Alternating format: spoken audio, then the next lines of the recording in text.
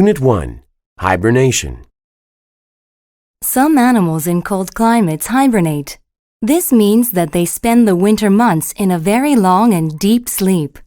Many animals find shelter underground. They dig out shelters to sleep in. Animals that cannot dig find cracks or holes at the base of trees and bushes. If they like the place they find, they might use it for years and years. Animals that hibernate include cold-blooded animals, such as lizards, frogs, and snakes. Many warm-blooded animals also hibernate, such as mice, bats, and squirrels. When these animals are hibernating, they seem like they are not alive at all. Warm-blooded animals seem colder to the touch. However, their blood is still very warm. Hibernating animals have a very slow heartbeat. They almost stop breathing. Extra blood sugar and fat in their bodies keep them alive. They eat lots of food just before they hibernate. Winters that do not stay cold are dangerous for hibernating animals. They can sometimes wake up in their shelters when it gets a little warm. Then they use energy by moving around. During winter, there is very little food. These animals can get very thin and weak. If they move around too much and do not eat, they can die. Animals hibernate to escape the cold. There are also animals in hot climates that escape the heat. During very hot or dry weather, they sleep underground. This is called estivation. Unit 2. Falling leaves. Autumn or fall is the season between summer and winter. The days become shorter and the air gets cooler. Trees sense these changes, so they start preparing for colder weather. Trees that have leaves block water and food from coming through the branches to the leaves.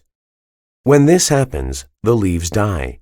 They fall off the tree or the wind blows them away. This is why autumn is usually called fall in America. As the leaves start to die, they appear to change from green to red, yellow, orange, or brown. Actually, the leaves are really these colors all year long. They look green because of a chemical called chlorophyll. Chlorophyll works with the sun to help the trees make food. In autumn, when there is less sun, the tree cannot make chlorophyll, so the green color fades. This reveals other colors, like red and yellow, that were always in the leaves. Like trees, animals also sense changes in the cooler autumn climate. Animals that hibernate eat a lot during autumn. They gain weight to store energy in the form of fat. They use this energy to survive the winter while hibernating. Many birds survive the cold in a different way. They leave. Each year, many birds migrate south to warmer climates during autumn. They migrate north again in the spring. Not a bad idea if you ask me. After all, who would refuse a midwinter trip to sunny Thailand? Unit 3. How the dinosaurs disappeared. The death of the dinosaurs is a great mystery. About 65 million years ago, dinosaurs lived all over the earth. They had existed for nearly 200 million years. Suddenly, they all became extinct. Many scientists believe that the dinosaurs were killed by a large meteor. They think that this meteor was about 6 to 12 miles wide. It crashed into southern Mexico and made a hole about 130 miles wide. The crash threw dust and dirt into the sky. Dust clouds darkened the Earth's atmosphere. The crash caused fires, earthquakes, and tidal waves. The plants were killed. The oceans were poisoned.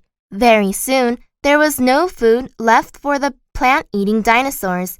When they died, there was no food for the meat-eating dinosaurs. The meteor killed about 70% of all plants and animals on Earth. The only animals that could survive were small ones that could eat many different kinds of food. Some scientists say the meteor alone did not cause dinosaurs to become extinct. They think that dinosaurs were already getting weaker. They are not sure why. One reason might be disease. Another might be climate change. A big part of the mystery is why some types of animals survived. If climate change killed dinosaurs, it should also have killed frogs.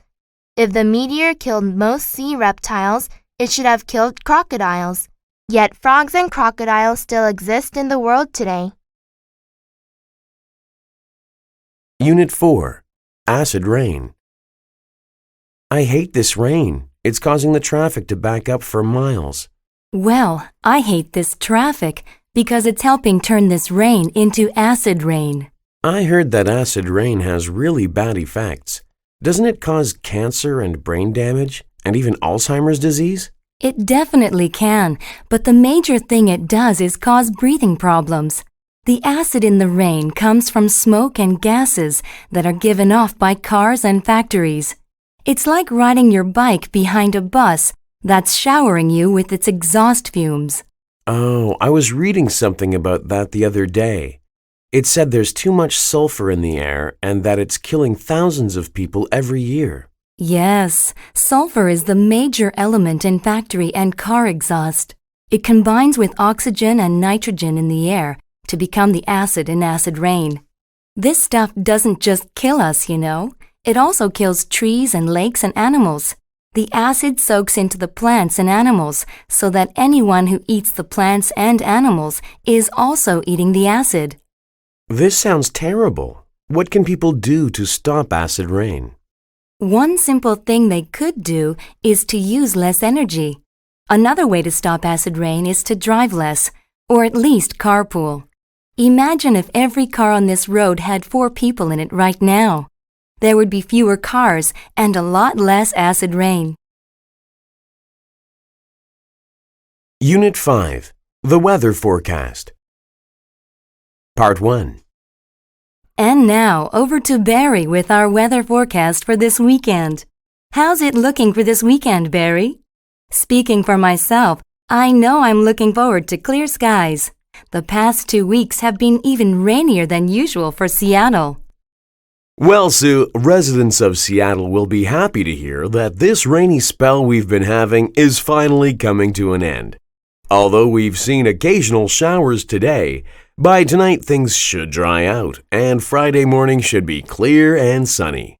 This fine weather should continue until the end of the weekend, with temperatures ranging from 55 to 75 degrees, so everyone can put away those umbrellas. Back to you, Sue. Thank you, Barry. On behalf of the Thursday 6 o'clock news team, we wish you a pleasant evening. Part 2. Did you hear the weather report, Jenny? It looks like it'll be a clear weekend after all, so we won't have to cancel our trip to the lake. That's almost unbelievable. I'm really looking forward to getting out of the city and camping under the stars. But we'd better get our stuff ready tonight, Paul, if we're planning to leave tomorrow right after work. Yes, we'll need our tent, sleeping bags, camping stove, and a cooler for the drinks. What about food? Let's stop at a store and pick up some groceries on the way out. Sounds good. Well, we'd better get packing if we want to be ready to go by 5 p.m. tomorrow. Unit 6. Who invented that? What's so funny?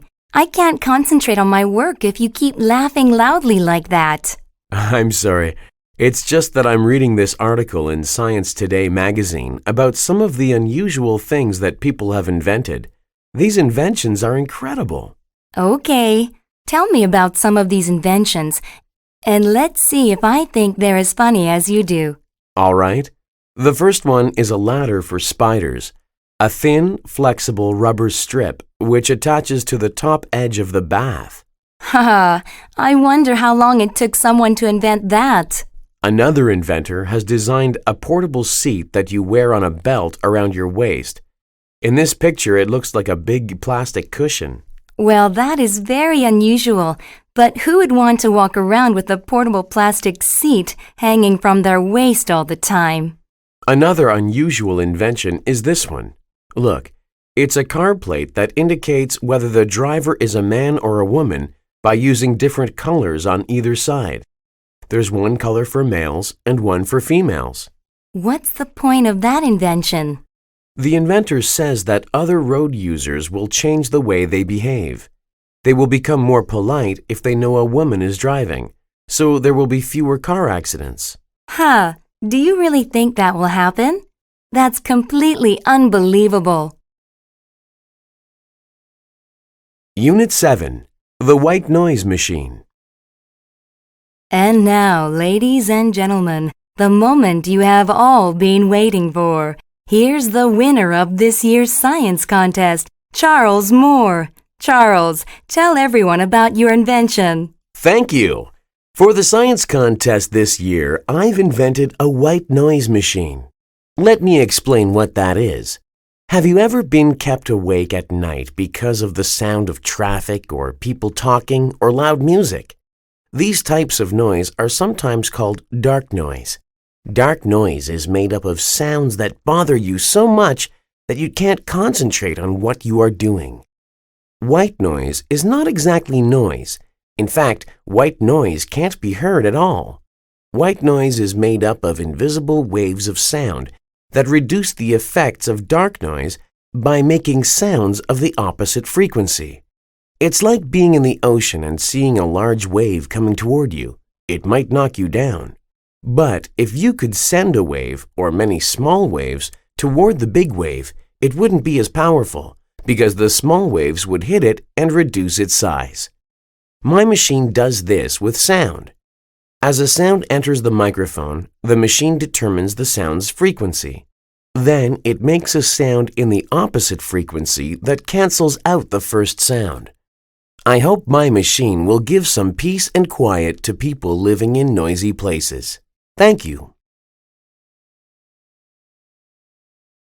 Unit 8. Inches and centimeters. Hi, Julie. I'm trying to figure out the dimensions of this MP4 player I want to buy, but I'm having trouble converting these English measurements. You're really good at mathematics, aren't you? It says that the MP4 player is 3.6 inches tall and 2 inches wide, but what does that mean in centimeters? Well, according to my math book, 1 inch equals 2.54 centimeters, so to convert that, we need to multiply each English measurement by that number. Wait, I have a calculator in my pocket. Great! According to the calculator, that would make it 9.1 centimeters tall and, let's see, about 5 centimeters wide. So, its height is about 9 centimeters and its width is about 5 centimeters. But what about its weight? The website says that it weighs 3.6 ounces. We multiply 3.6 by 28.3, which is the equivalent in grams, and that converts to about 102 grams. All right then. The MP4 player is about 9 centimeters tall and 5 centimeters wide and weighs about 102 grams. I thought it would have to have larger dimensions to be able to hold 5,000 songs, but it's small and light. Do you think I should buy it, Julie?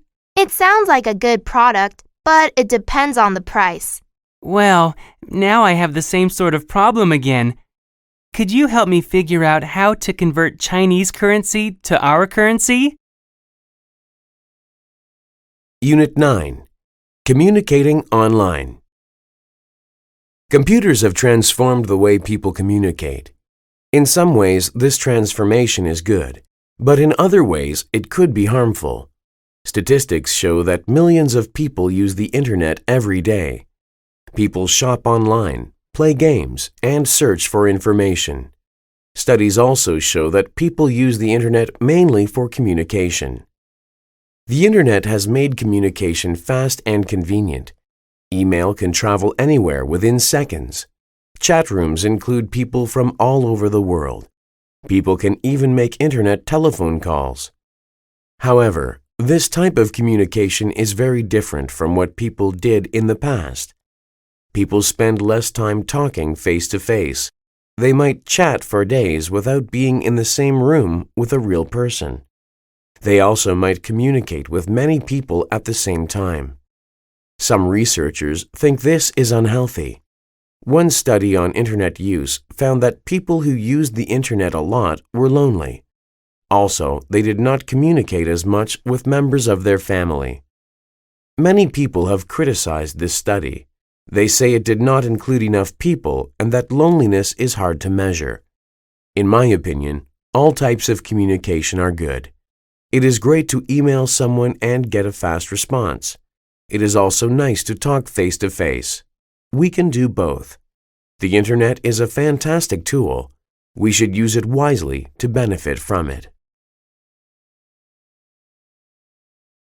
Unit 10.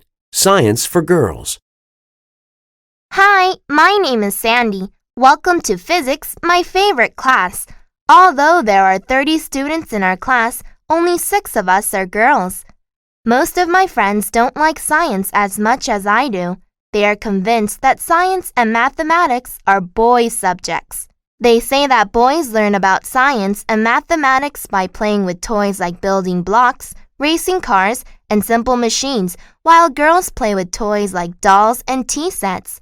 They say their parents didn't do science experiments with them or encourage them to learn math. Well, that wasn't the case with me. I played with dolls too, but my parents also built up my confidence in science and math. They used long plastic rods, which are like sticks, to help me learn addition, subtraction, multiplication, and division. For my 8th birthday, they gave me a kid's chemistry set, which helped me do all sorts of cool experiments. Whenever we went to the park, my parents asked me different questions about the plants and animals that we saw.